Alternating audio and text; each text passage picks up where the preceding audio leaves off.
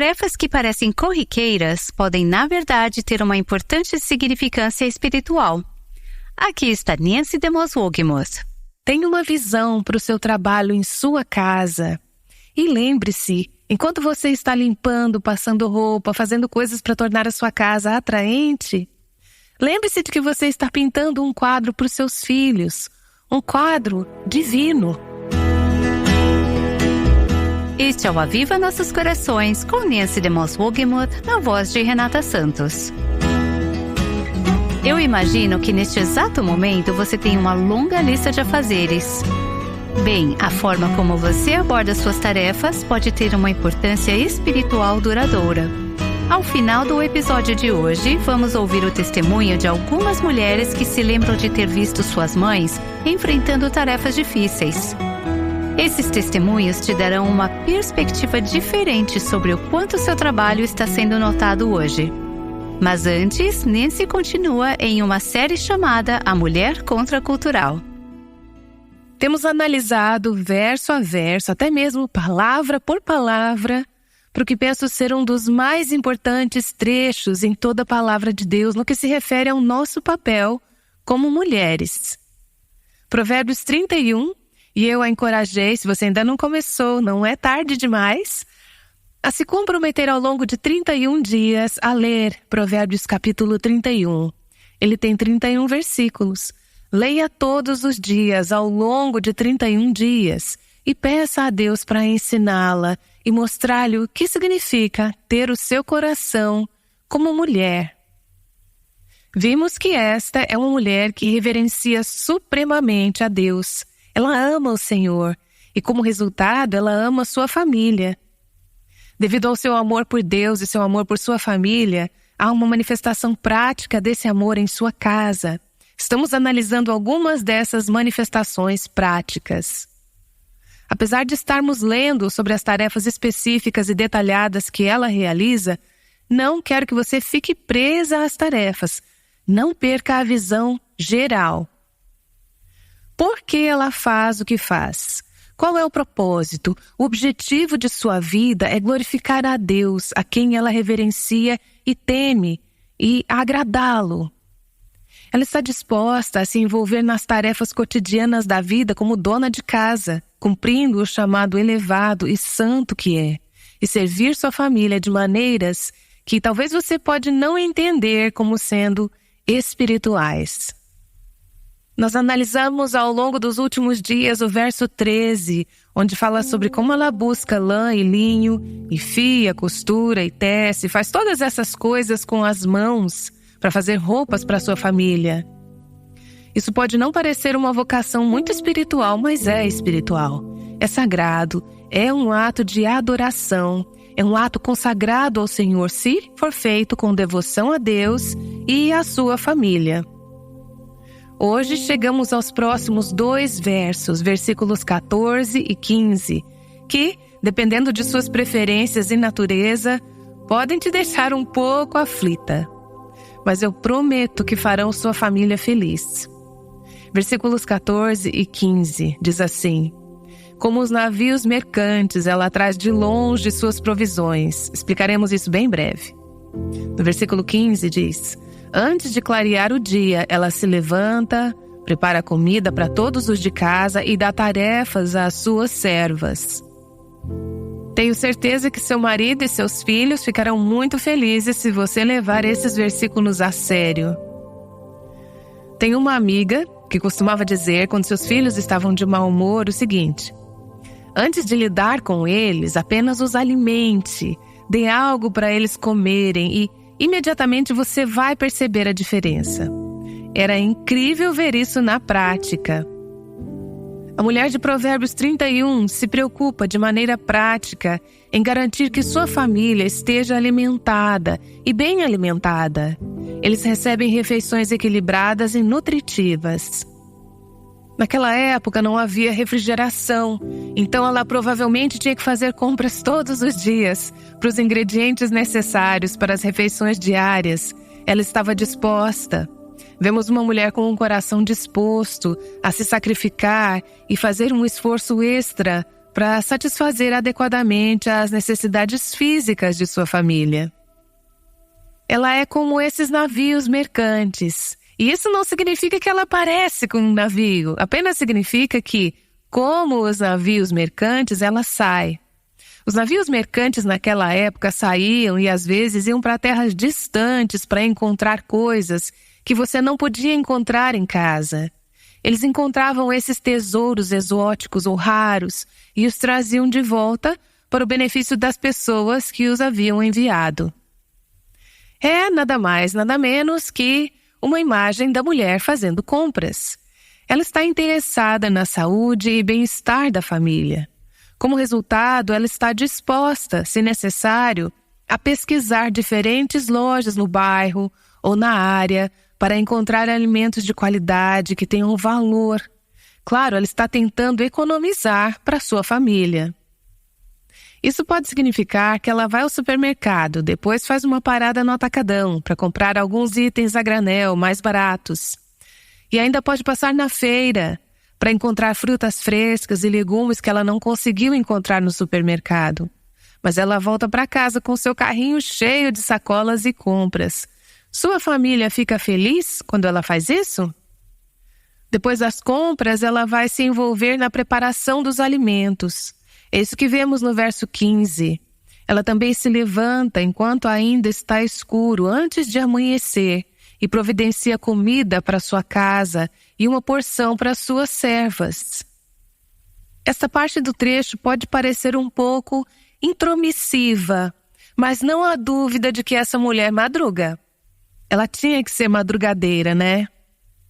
Naquela época, as mulheres tinham que acordar muito antes do amanhecer para preparar a refeição matinal, o que permitiria que os homens saíssem cedo para o trabalho, para que pudessem voltar para casa e descansar durante a parte mais quente do dia. Mas ela também tinha de se levantar cedo, porque as famílias naquela cultura viviam principalmente à base de pão e outros alimentos feitos de grão, e ela não tinha um supermercado para pegar um pão e outros alimentos prontos que podemos comprar hoje. Então, antes que sua família acordasse, se ela fosse alimentá-los, teria que começar o dia moendo o grão, misturando a massa e depois assando os pães em pedras quentes, fogo, cinzas ou o que quer que fosse que ela usasse. Ela não tinha opção. Ela tinha que se levantar cedo. Porém, o ponto é que piedade não tem a ver com que horas você acorda de manhã. Piedade é fazer o que for necessário para garantir que as necessidades da sua família sejam atendidas. Se você não precisa moer o pão, considere isso uma bênção. Se você gosta de moer o pão, considere isso uma bênção. Tenho certeza de que a sua família considera. Depois de experimentar alguns dos pães que vocês mulheres fizeram, é muito difícil voltar ao pão industrializado. Mas este trecho não está dizendo que você precisa moer seu próprio pão. Não está dizendo que você precisa ajustar o seu despertador para as 3 da manhã. Está dizendo que a mulher que tem um coração para Deus e um coração para a sua família fará o que for necessário para garantir que as suas necessidades sejam atendidas em áreas práticas, como comida, por exemplo. Esta é uma mulher que não é preguiçosa, ela é disciplinada, ela vive de acordo com as prioridades. Continue se certificando de que as suas prioridades estão centradas em sua família e em sua casa. Não canso de repetir, ela não é uma mulher que está vivendo para si mesma, ela está vivendo para os outros. Lembro-me de alguns anos atrás, uma mulher que estava participando em uma das nossas conferências, e uma das coisas que Deus falou com ela foi super prática. Eu não tinha nem ao menos mencionado nada sobre aquele assunto em particular. Mas enquanto ela estava pensando sobre as prioridades de Deus para a sua vida, ela percebeu que algo que precisava fazer era começar a se levantar cedo para preparar o café da manhã para o seu marido. Se eu me lembro bem, o marido dela saía para o trabalho em um horário muito cedo de manhã. E isso nunca tinha sido parte de sua rotina. E aparentemente não era um problema para ele. Então ele se levantava enquanto ela ainda estava na cama dormindo e ia trabalhar. Mas Deus começou a falar com essa mulher sobre a sua prioridade como esposa em seu casamento de uma forma muito específica, que uma aplicação do amor por seu marido era que ela precisava começar a se levantar cedo para fazer o café da manhã para ele antes de sair para o trabalho. Não estou dizendo que você precisa fazer isso. Estou dizendo para você perguntar ao Senhor: o que vai atender às necessidades da minha família? O que vai atender às necessidades dos meus filhos? A que horas eu preciso me levantar para fazer isso? Em seguida, peça a Deus graça para se levantar naquela hora ou para ter disciplina de ir para a cama mais cedo e conseguir se levantar cedo de manhã. A mulher de Provérbios 31 é organizada, ela é preparada, ela planeja com antecedência, ela é uma administradora. Mais uma vez, se você não sabe como organizar e administrar os assuntos de sua casa, procure uma mulher que tenha um dom nessa área e que possa ajudá-la a desenvolver essas habilidades. Vemos aqui que ela está gerenciando. Ah, você estava esperando por isso, hein? As servas domésticas, as empregadas domésticas. Diga, é isso, eu sabia que ela tinha empregada. Sim, ela está lá em cima de manhã. Ela está providenciando comida para sua casa, mas veja como ela está fazendo isso. Ela está delegando responsabilidades para as suas servas. Bem, para que você não ache que não tem servas, hoje temos toneladas de servas, mas na maioria das vezes são mecânicas. Chamamos de lava-louça, máquina de lavar e secar, eletrodomésticos de cozinha, liquidificador, aspirador de pó. Então, temos servas, sim. Mas você sabe o que temos que fazer? É o que essa mulher faz, temos que organizá-las. Temos que dar a elas a sua tarefa, sua parte, sua responsabilidade e colocá-las para trabalhar, fazer a parte que foi dada a elas. Conforme estudamos esses versículos e continuamos nesse trecho, quero que você veja que de maneiras práticas e cotidianas, a esposa excelente, a esposa virtuosa, a excelente mãe, está dando à sua família uma imagem de Cristo e de realidades espirituais. Você me pergunta, a preparação de alimentos está mostrando à minha família algo sobre Cristo e sobre realidades espirituais? Com certeza está. Você está vivendo parábolas. Você está demonstrando parábolas da vida espiritual para seus filhos, à medida que trabalha com as mãos, à medida que serve em sua casa.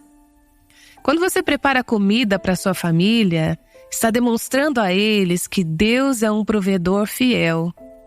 Quando você está consciente da qualidade nas coisas que compra, está mostrando a seus filhos a excelência do caráter de Deus. Quando você é organizada, quando você consegue colocar sua casa de volta no lugar depois que ela se desorganiza, veja bem, eu não estou falando de extremismos. Estou falando apenas em aprender a ter um lugar para as coisas e que as coisas voltem para o lugar delas. Ao ser organizada, você está ensinando aos seus filhos que Deus é um Deus de ordem. Quando você arruma as coisas em sua casa, quando mantém uma casa limpa, está mostrando aos seus filhos a importância da pureza, da santidade de coração, de estar limpo e purificado diante de Deus. Quando você é disciplinado em sua vida, em seus hábitos, em sua agenda, no horário em que acorda e no horário em que vai para a cama, de acordo com o que Deus direcionou para a sua família, quando você é disciplinada, está ensinando aos seus filhos que a vida cristã requer disciplina. Você está ensinando a eles que não pode simplesmente ficar na cama e se tornar espiritual. Isso requer esforço e cooperação com o Espírito de Deus para desenvolver hábitos piedosos, padrões e santificação em nossas vidas. Quando você estende suas mãos aos pobres e aos necessitados, como vemos que essa mulher virtuosa faz, e ministra às necessidades dos outros, Está mostrando aos seus filhos o coração de Deus pelos pobres, necessitados e oprimidos. Tenha uma visão para o seu trabalho em sua casa. Lembre-se, enquanto está limpando, enquanto está passando roupa, enquanto está costurando, enquanto está arrumando, enquanto está pintando, enquanto está embelezando sua casa, enquanto está fazendo coisas para tornar sua casa atraente. Lembre-se de que está pintando um quadro para os seus filhos, um retrato de Deus. Você está demonstrando aos seus filhos, de maneira que penetram profundamente em seus corações, o coração de Deus, os caminhos de Deus, e está aumentando a probabilidade de que seus filhos cresçam amando esse Deus e desejando ser como Ele.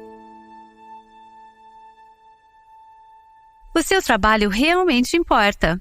Tem um significado espiritual duradouro. E nesse Demos Wogemuth tem mostrado isso nesta série chamada A Mulher Contracultural. Se você perdeu alguma parte desta análise detalhada de Provérbios 31, visite o nosso site www.avivanossoscoracóis.com ou o nosso canal do YouTube e tenha acesso a todos os episódios passados. Nesse tem explicado que nossas ações estão sendo observadas. Elas têm um efeito duradouro em nossos filhos. Para ilustrar, aqui estão algumas ouvintes nos contando o que lembram de suas mães. Minha mãe é um exemplo do que Nancy se referiu sobre como ter um coração para Deus. Mamãe teve 7 filhos até os 26 anos.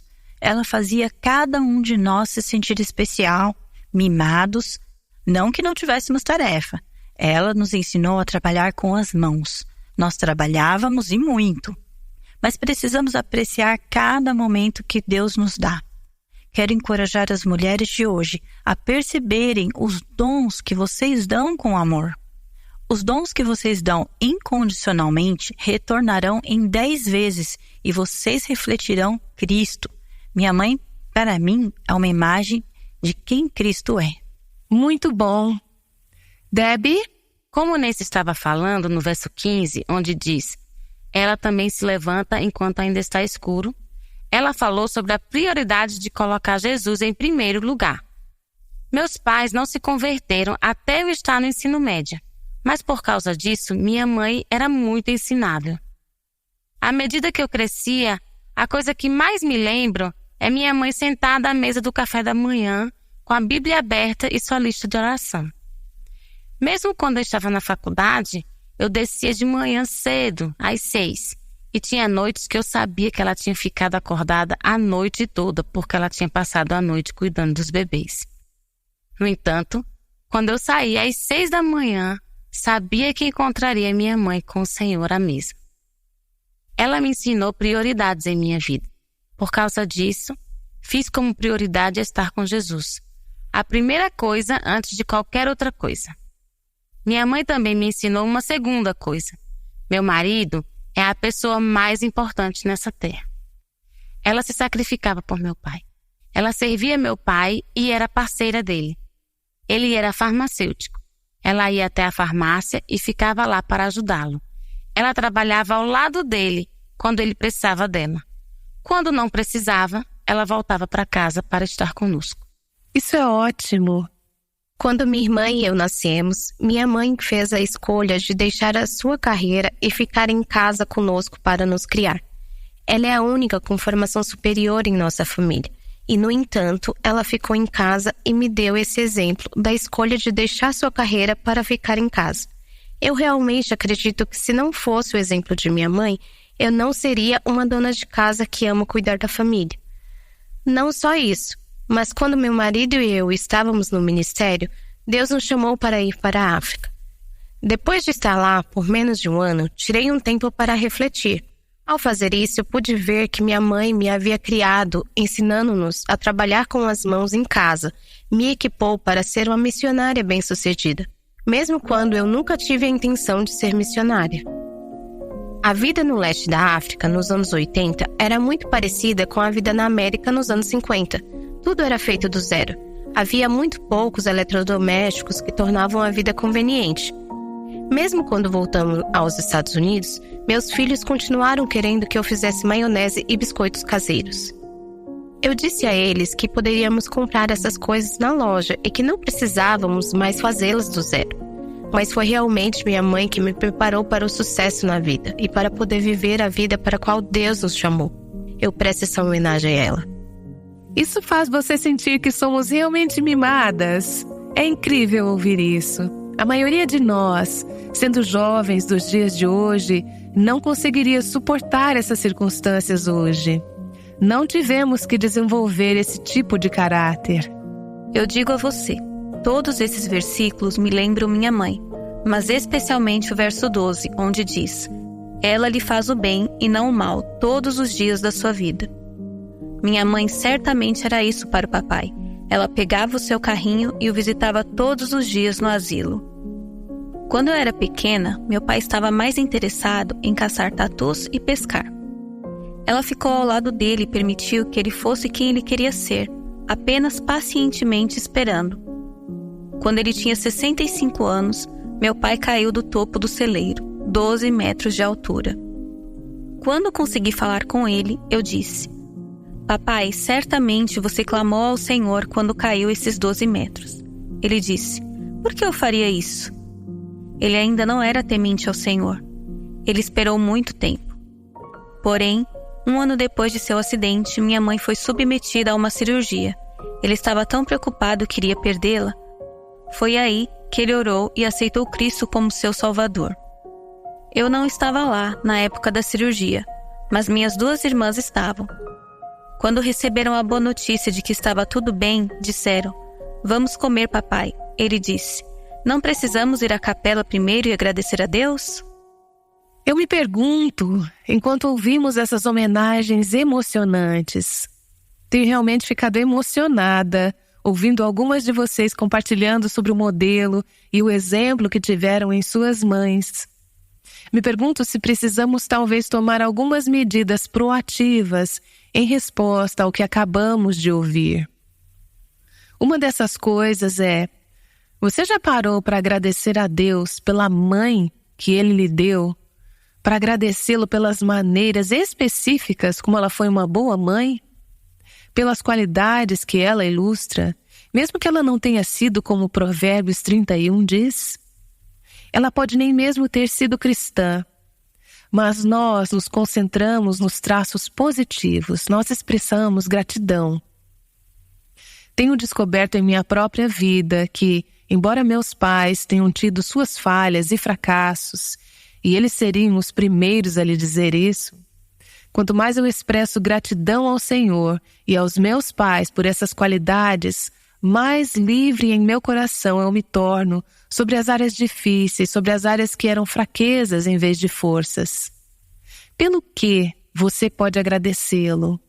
O que você viu ilustrado na vida de sua mãe como qualidades piedosas, qualidades de uma mulher virtuosa, uma mulher excelente? Escreva-as. Então eu quero desafiá-la, se sua mãe ainda está viva, a procurar uma oportunidade para, de alguma forma, fazer uma homenagem tangível para dar à sua mãe, apresentar a ela. Se ela ainda estiver viva, não espere até o funeral para dizer obrigada. Deixe-me dizer também que se você não teve uma mãe que temia o Senhor ou andava com Deus, isso não precisa ser um impedimento para você. Você pode começar uma nova linhagem familiar. Você pode se tornar uma mulher que teme o Senhor por seus filhos, por seus netos e por seus bisnetos. Espero que você esteja orando pelas gerações futuras até que o Senhor venha. Essas orações vão semear sementes que talvez você não soube semear quando estava criando seus filhos. Então, em qualquer que seja a fase da vida, em qualquer que sejam as questões, oro que sejamos mulheres que reverenciam ao Senhor e que sejamos dignas de receber palavras a nosso respeito um dia. As palavras que muitas de vocês compartilharam sobre suas mães.